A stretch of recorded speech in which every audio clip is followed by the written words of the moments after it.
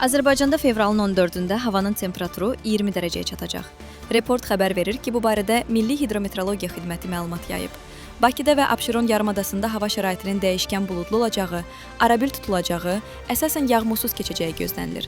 Mülayim cənub-qərb küləyi axşam şimal-qərb küləyi ilə əvəz olunacaq, arabir güclənəcək. Havanın temperaturu gecə 4 dərəcədən 9-a qədər isti, gündüz 15 dərəcədən 20 dərəcəyə qədər isti olacaq.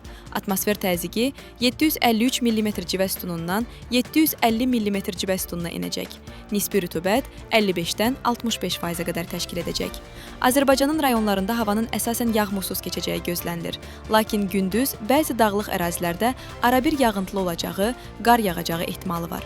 Havanın temperaturu gecə 0-dan 5 dərəcə isti, gündüz 13-dən 18 dərəcə isti.